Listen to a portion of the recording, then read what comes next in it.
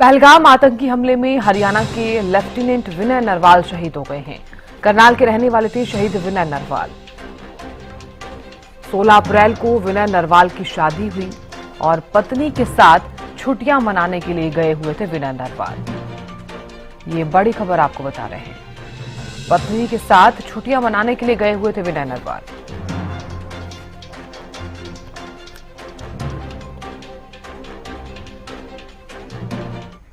हमारे पड़ोस में ही है नरवाल जी।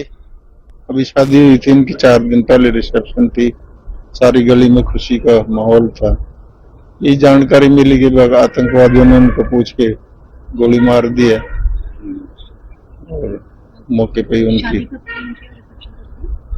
अभी शादी 4-5 दिन से ही सारी गली में पूरा खुशी का माहौल था इनका।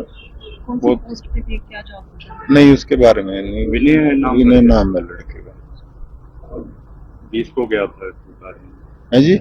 फादर का क्या नाम है? नरवाल जी कहते हैं उनको। गवर्नमेंट जॉब में? फादर नहीं, वो लड़का गवर्नमेंट जॉब में नेवी में है। नेवी में ऑफिसर था। जो वीडियो वायरल हो रही है उन्हीं की है ना, जो लड़की बोल रही है। हाँ, लड़की जो बोल रही है।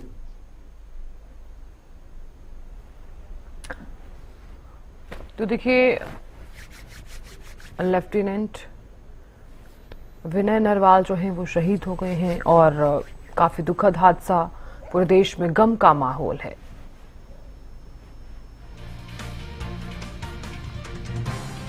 करनाल से हमारे संवाददाता महेंद्र सिंह जुड़ गए हैं। महेंद्र सिंह, देखिए काफी दुखद हादसा और हरियाणा के लेफ्टिनेंट विनय नरवाल जो छुट्टियां मनाने के लिए अपनी पत्नी के साथ गए हुए थे और नहीं पता था उन्हें कि वो छुट्टियां मनाने के लिए जाएंगे और इस तरह से ये कायराना हरकत हो जाएगी। महेंद्र सिंह।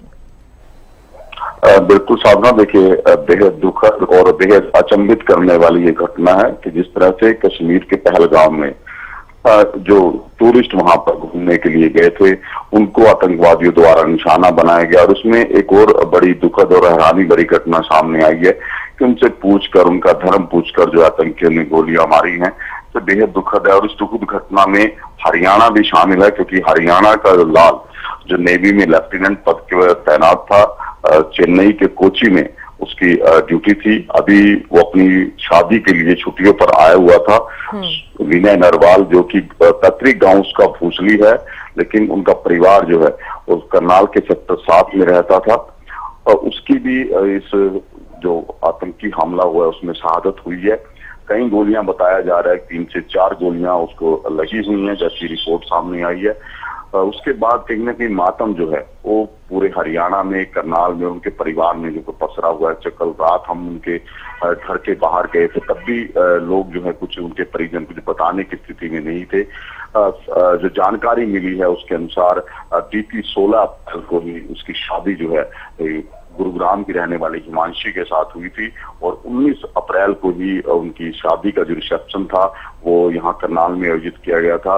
और उसके बाद वो पति पत्नी दोनों जो है छुट्टियां मनाने के लिए कश्मीर चले गए थे। और उसके बाद कल ये दुखद सूचना आई है कि उनके आतंकी हमले में शहादत हुई है। जी बिल्कुल महेंद्र सिंह, देखिए क्योंकि उनकी पत्नी भी उनके साथ में ही थी और फिलहाल वहां पर किस तरह का माहौल नजर आ रहा है? हालांकि पूरा देश अब इस आतंकी हमले के बाद स्तब्ध नजर आया है और इस कायराना हरकत की निंदा भी लगातार की जा रही है। फिलहाल वहां पर क्या कुछ अपडेट है? बिल्कुल, देखिए घर जो परिजन है उनके, उसके आस पड़ोस है, वहाँ एक मातम की परिस्थितियां हैं और हर कोई जो है बेहद अचंभित भी है और आक्रोशित भी है कि जिस तरह से ये घटना हुई है कि जो मासूम लोग वहां पर छुट्टियां मनाने के लिए, घूमने के लिए कश्मीर गए थे, उनको आतंकियों ने निशाना बनाया है। और किसी तरह का द्वेष शायद नहीं होता, वहाँ के स्थानीय लोग भी इस घटना को लेकर आक्रोशित हैं। और यहाँ करनाल की हम स्थिति की बात करें तो लगातार जो उनके परिचित हैं, उनके परिजन हैं या उनके रिश्तेदार हैं, वो विनय नरवाल के घर पहुंच रहे हैं सांत्वना देने के लिए, उस दुख में शामिल होने के लिए। अभी कुछ समय बाद जो है हरियाणा सरकार के कई प्रतिनिधि भी यहाँ पर पहुंचेंगे, क्योंकि आज ही उनका जो शव है वो लाया जा सकता है करनाल में, जिसके बाद उनका राजकीय सम्मान के साथ अंतिम संस्कार होगा। ये तमाम बातें इस बीच जो है दुखद जो है ये घटना जो सामने आई है उसको लेकर परिवार कहीं ना कहीं पूरी तरह से स्तब्ध है, क्योंकि 3-4 रोज पहले तक जहां वो खुशियां मना रहे थे वो खुशियां जो है मातम में बदल चुकी हैं, और कहीं ना कहीं जो परिवार है वो इस घटना को लेकर बेहद जो है स्तब्ध है। जी बिल्कुल महेंद्र सिंह, आप जानकारी देते रहिएगा, लेते रहेंगे आपसे जानकारी। बहुत शुक्रिया बने रहने के लिए।